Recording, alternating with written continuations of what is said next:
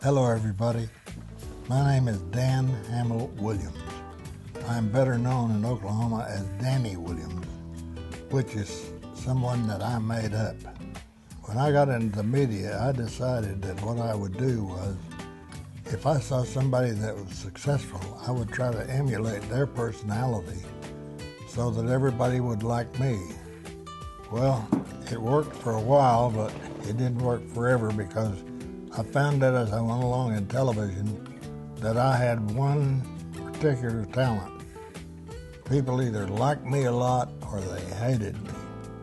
But I also found out that if you're going to be, quote, a star, that means that you're well known, that people have to have both opinions of you. Some people watch you to see you mess up. Some people like you because they like what you do or they think you're crazy or whatever. But both kinds of people watch.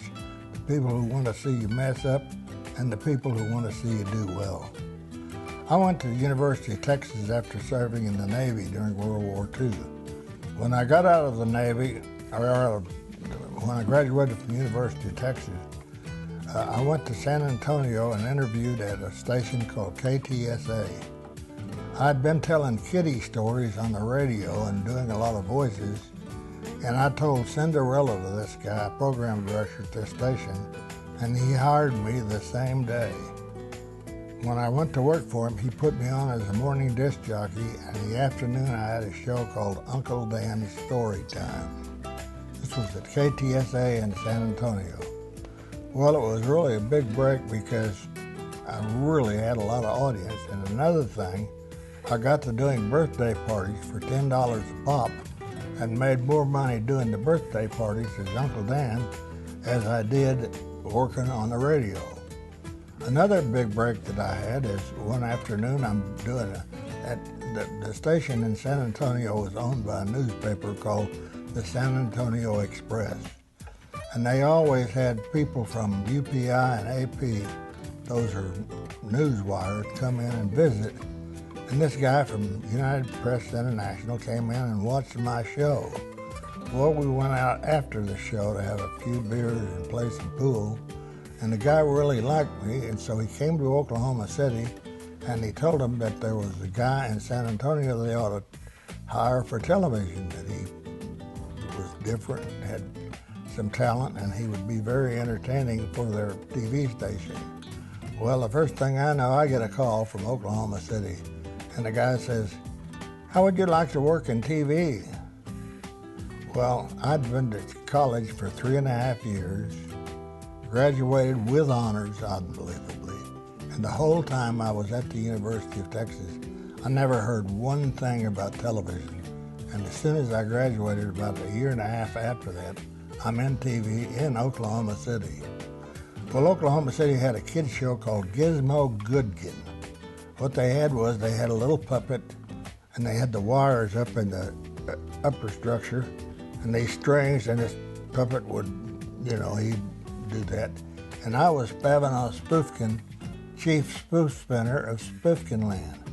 What I would do on the show is I'd tell kiddie stories, and Basil Lowry, an artist here in town, would draw pictures to go along with my story. Well, I don't know why it was a success, but it was a real success. And it was pretty funny, too, because one afternoon, while we were doing a show, Gizmo dropped the whole apparatus for the puppet. It fell down there, and I happened to say, just on the ad-lib, like I do a lot of times, things just come to my mind. I said, "Look out, the sky is falling." And we had all these kids in the peanut gallery. They ran through the camera, ran here and there, and the whole place went nuts. I mean, completely nuts. Well, I guess the program director then thought I had potential for idiocy. So they sent me on a Friday night with the mobile unit to Stockyards Coliseum to do the wrestling. Well, I'd never seen a wrestling match, didn't know anything about it. Went out there, made up all these holes and all this stuff, and they had one of these deals where the good guy gets knocked out of the ring. He finally climbs back in, and the referee goes 1, 2, 3, and the bad guy wins. Well, the audience went completely nuts. They said, "This is the biggest fakey deal. I'll never come back here again. Why, I can't believe you people do all this and all this." And they went crazy, and I thought, man, I got this show and lose it on the first deal. Well, the funny thing about it is, the next Friday night, the same people are sitting in the same seats, watching the same thing, going as crazy as they did. Because you see, the wrestling matches, people don't go to see the good guy win. They go to see the bad guy get that, beat out of him. Well, anyway, the wrestling, I went on wrestling, they started syndicated across the South. And I was with the wrestling till about 1973. And when I would travel in the South, and like in New Orleans or Birmingham or Florida or places like that, they'd say, "Hey, look out for flying chairs," because that was the way I closed the show. Because one of the things they do in a wrestling match is after the matches, the guys go at one another, and I mean, they really put on a show. Well, one night after the show, Angelo Savoldi and I can't remember the guy's name right now, they were getting into it, and I got hit with a chair. So after that, I would close the show by saying, "Watch out for flying chairs." And everywhere I went in the South or anywhere in Oklahoma, they would say, "Look out for flying chairs," because of that deal. Well, the wrestling lasted until 1973, and then WKY canceled it because they didn't like the people that came to see it. The most popular show on TV at that time during the daytime was the TP show with Tom Paxton, a real talent, who had been a big star in San Francisco, Dallas, and even been in the movies. Well, they put me on that show and changed the name of it to Danny's Day. Well, I was pretty lucky once again because a girl came in and auditioned. Her name was Linda Scott. What a pretty young lady, very pretty. And the great thing about her was she had been educated in Mexico, and she knew nothing about American culture. And she would come up with some of the dangest answers and perspectives you ever saw. And different perspectives and everything are always funny. And people who can't speak your language very well, that is really funny. Well, she was on the show for 4 years. Well, after Linda left, we auditioned, and 125 women applied for the job. One of them was a girl named Mary Hart, who had finished 10th in the Miss America pageant. She was from South Dakota, smart as a whip, good looking, and she goes to work for me, and after about a week working with me, I had to call her back to the dressing room and tell her, "Look, you've got the job. Just be yourself," because for a while she tried to be everybody but herself. But she learned how to be herself, and as history will tell you, she was 25 years on Entertainment Tonight, which is pretty good when you get right down to it. After Mary left, we had Kerry Robertson a while. Kerry Robertson is one of the most talented humans I've ever known.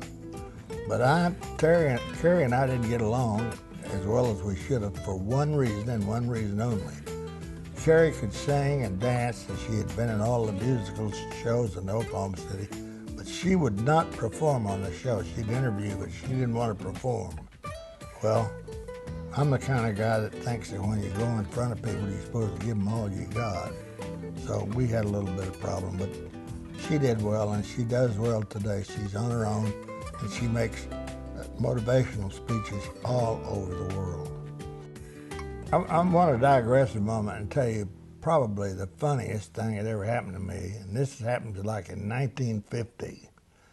1950, when I was doing this show where I interviewed the pioneers that came to Oklahoma, I would break it up at halfway with kids from elementary school, sort of like Art Linkletter's house party.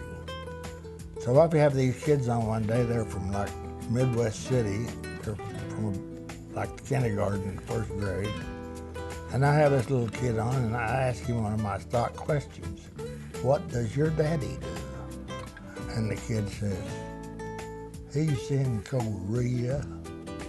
I knew a lot of it. At that time in 50, they sent a lot of people to Midwest City, sent the men folks overseas and left the families there. And I said, well, that's really great. Your daddy's not at home, so you get to sleep with Mama. I said, I used to sleep with my mama when you're little. It's really great. Well, I got real lucky in 1959. No, it wasn't 59. It was earlier than that. The Russians put Sputnik up in the air. About the time the Old Lady Show got canceled, Hoyt Andres, the program director of the TV station, said, no, said, you're not going to leave here. Said, we want you to go on the air on Monday afternoon. You're going to be Dan D Dynamo, 3D Danny from outer space, and you're going to be able to tune in Earth. You're going to be able to go backward and forward in time. And said, it's going to be an hour and you'll be great. And I said, have you lost your mind? I said, are you kidding me? Well, about 2 weeks later, we go on the air on a Monday afternoon. I'm by myself. I've got a TV set and a smock like a scientist wears. And I go on at 4 o'clock and I'm on till 5. So I've got an hour. I've got 8 minutes of cartoon and 52 minutes to fill. And I made up everybody in the world, invisible characters, everything. Well, when I got off, everybody says, that's terrific, it's terrific. Well, they built me a really fabulous set. I mean, it's one of the most beautiful sets that ever happened. And they made me a robot out of, I don't know what it was, but he was real popular. And, you know, as I talk about my television career, I think about all the breaks that I've had in my life. I mean, I'm telling you about 3D Danny and how the Sputnik and the science thing got started at that time, which was lucky. And I told you, I didn't tell you this, but I was offered a job to go to Philadelphia and then go to work for NBC on Saturday mornings. Well, WKY hired Foreman Scotty out of Tulsa, Steve Powell, a really super guy, good actor, good looking, nice guy, to go to work on Danny's Day. I mean, 3D Danny. But once Foreman Scotty came, I put him up front on the show. I was writing the show. And I became all these other characters, which I loved playing. I mean, I really loved. I mean, I wasn't very good, but, you know, I'd be king this and that and just had a heck of a time. Well, Mickey Mouse is getting ready to come on the air, and it's going to be a big rating threat.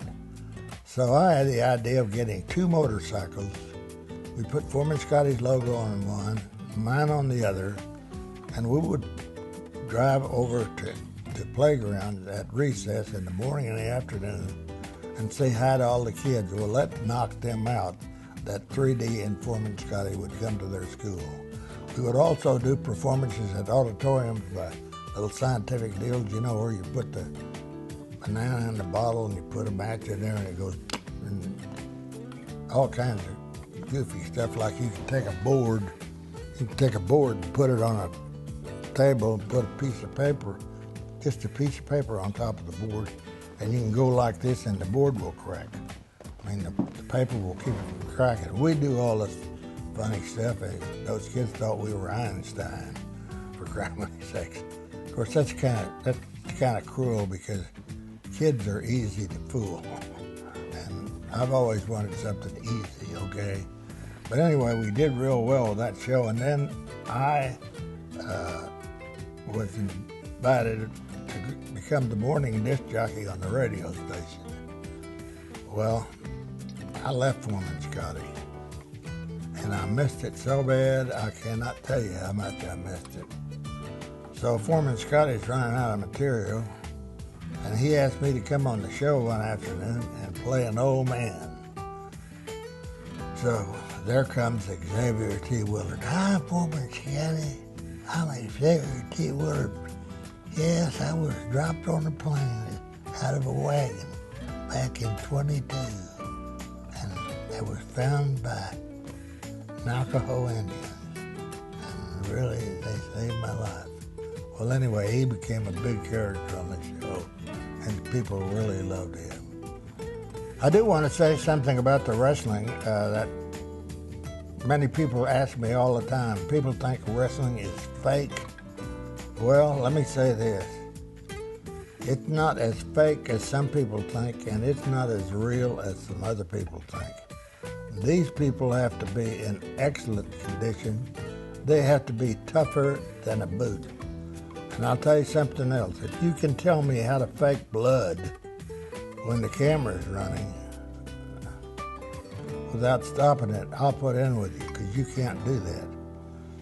We had some of the greatest wrestlers ever. We had the great Bolo, who was a national guy. I used to have Gorgeous George, Georgie Penn, she was something else. Angelo Ciboldi.